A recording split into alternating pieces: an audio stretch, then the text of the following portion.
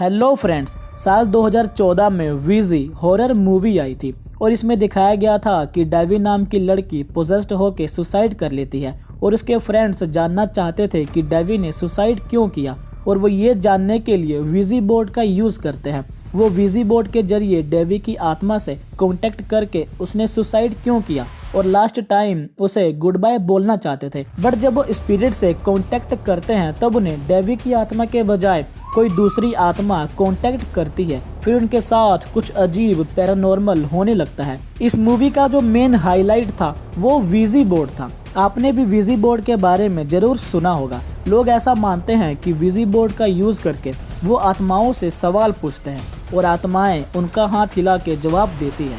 आखिर ऐसा कैसे हो सकता है? आत्माएं जवाब कैसे दे सकती है? क्या है वीजी बोर्ड की सच्चाई? तो चलिए आज इसे साइंटिफिक तरीके से समझते हैं। Grandpa, are you happy? A supernatural conversation with her deceased grandfather. Yes. That's good. Grandpa is happy. Are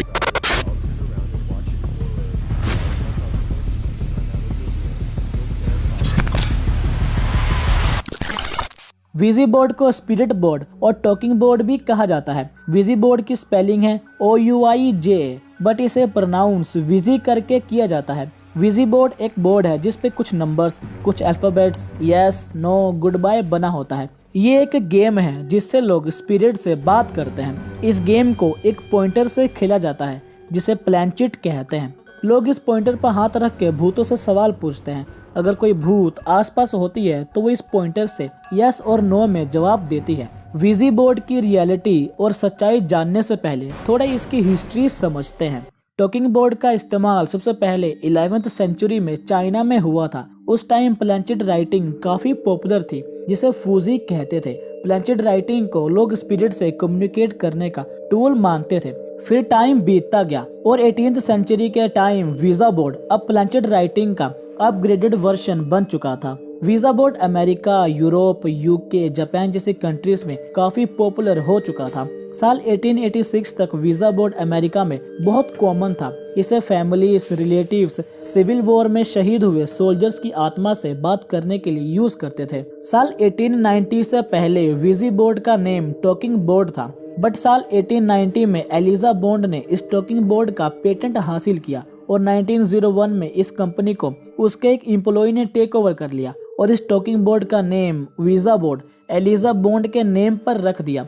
but कई लोग मानते हैं कि टॉकिंग बोर्ड का नेम वीजा बोर्ड इसने खुद ने रखा है। जब इस बोर्ड से इसका नेम पूछा गया तब प्लैंचिट OUIJA पर जाके रुका और यहाँ से इसे वीजी बोर्ड कहते हैं। ये बोर्ड स्पिरिचुअल लोगों के बीच इतना पॉपुलर था कि साल 1920 में सिर्फ अमेरिका में ही 30 लाख से ज्यादा वीजी बोर्ड सोल्ड हुए थे।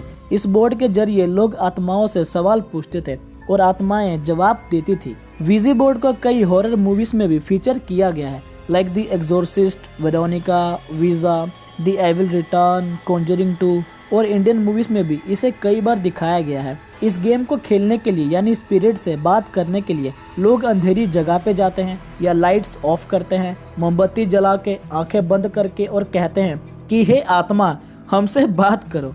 अगर कोई आत्मा आसपास भटक रही है तो हमसे कांटेक्ट करो। फिर अपना हाथ इस प्लैंचिट पर रख के वो आत्माओं से सवाल पूछते हैं। अगर आत्मा यस और नो में जवाब देती है तो उनका हाथ ऑटोमेटिकली इस पॉइंटर से उसी जगह मूव होता है।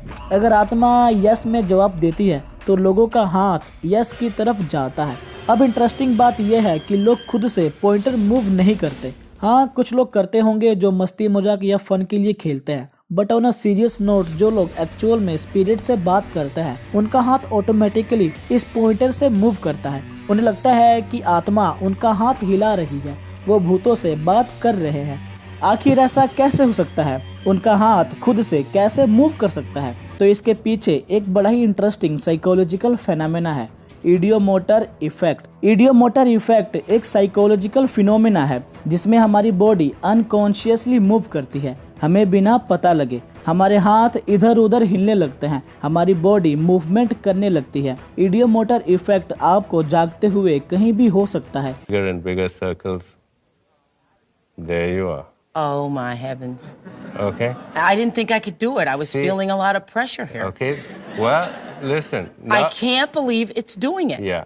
And now, अगर विजी बोर्ड पर आपका हाथ इधर उधर मूव कर रहा है तो ये इस साइकोलॉजिकल इफेक्ट का एक बड़ा एग्जाम्पल है। इडियोमोटर इफेक्ट को एग्जाम्पल से समझे तो इसे आप अभी घर बैठे ही एक्सपीरियंस कर सकते हो। सिंपली एक पेंडुलम या लॉकेट लेके आओ, अगर ये नहीं है तो किसी धागे पर कोई हल्की चीज बांध दो, लाइक रिंग बांध दो धागे पे या कोई भी चीज बांध दो जिससे ये पेंडुलम की तरह काम करे। अब इसे हाथ में पकड़ के मन में सोचो कि ये क्लॉकवाइज डायरेक्शन में हिल रहा है। आप मन में सोचो, आप देखोगे कि ये सच में क्लॉकवाइज डायरेक्शन में हिलने लगेगा, जबकि आप बस मन में ही सोच रहे थे। आप खुद से हाथ नहीं हिला रहे थे। आपके मन में सोचने से ही आपका हाथ खुद ब खुद मूवमेंट करने लगेगा बिना आपके कॉन्शियस अवेयर हुए।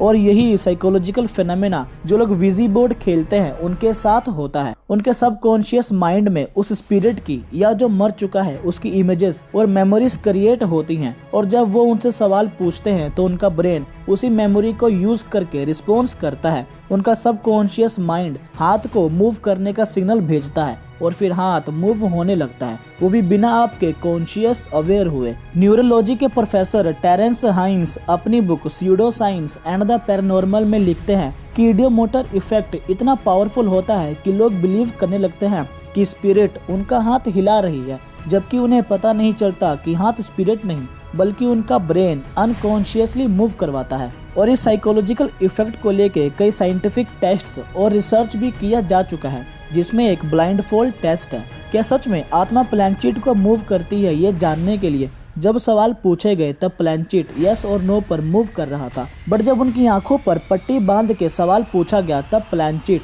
अजीबोगरीब जगह पे मूव करने लगा। जब लोगों को यस और नो दिखता नहीं तब प्लैंचिट उनके हाथ से ऐसी जगह रुकता है जहां कोई सिंबल नहीं होता, जैसा कि आप इस वीडियो में देख सकते हो। World. Grandpa, are you happy? And now this woman seems to be in a deep supernatural conversation with her deceased grandfather. Yes. That's good. Grandpa is happy. What year did you die? Right there? Okay.